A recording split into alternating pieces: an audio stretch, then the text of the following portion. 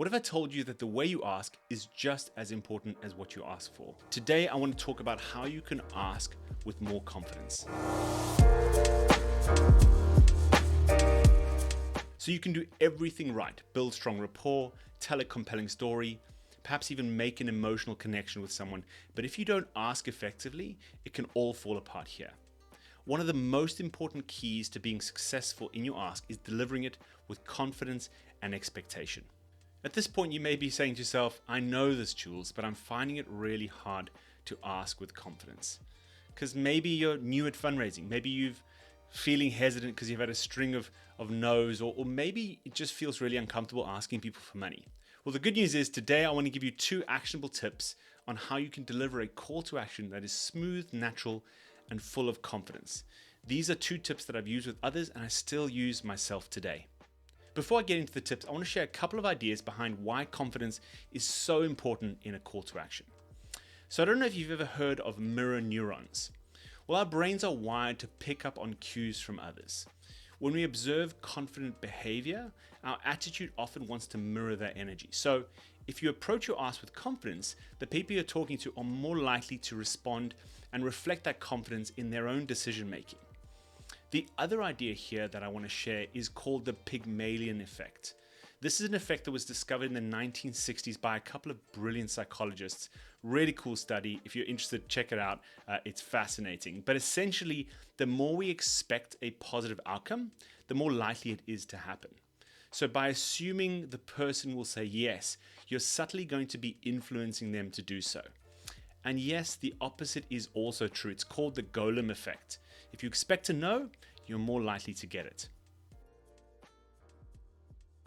So the big question, how do you actually ask with more confidence?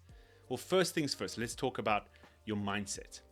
If you're going into your ask feeling like you're bothering people, you're asking a lot, or maybe you feel like you're begging for their support, it's absolutely going to come across in the way you ask. And so the mindset shift here is quite simple. When I'm about to ask someone, and I do this every single time I'm asking someone, I try my hardest to put myself into a position where I see that person that I'm talking to, they are the lucky one. They get an opportunity to do something amazing today to support a great cause. And without me here asking, they wouldn't get this chance.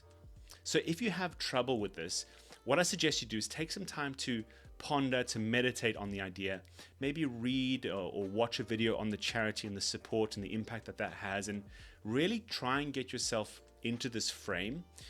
It really is such a huge blessing to be able to support charities. You're providing people with a huge privilege. And if you can really embody this is absolutely gonna change the way that you ask. Now, tip 2, this is a big one. Practice. Confidence comes through repetition.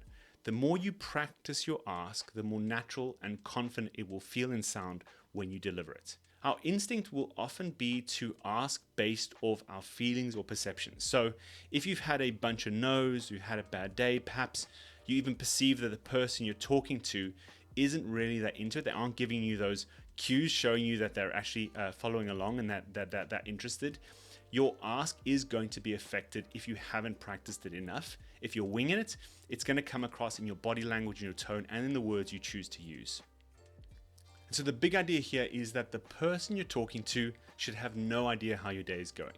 You need to practice what I call irrational optimism, asking each person in a way that sounds and feels like you're confident and you're expecting them to say yes. And this is something that I guarantee you can be mastered through practice.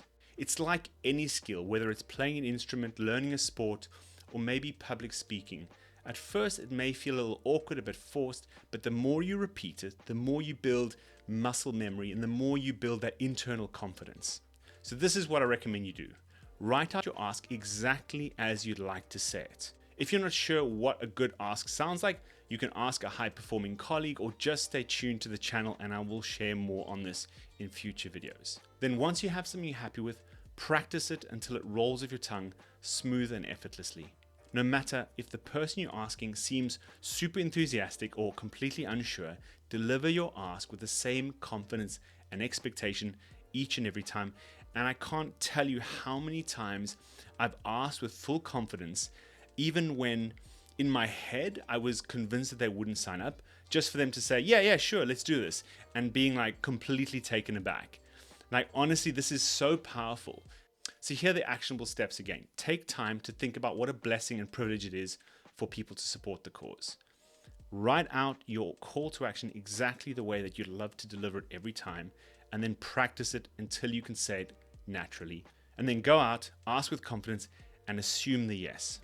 If you already have a tried and true method for asking, drop it in the comments below. I would love to hear what's working for you. And if you found this video helpful, I would love your support. Give the video a thumbs up, subscribe to the channel, and as always, stay inspired, stay confident, and keep fundraising.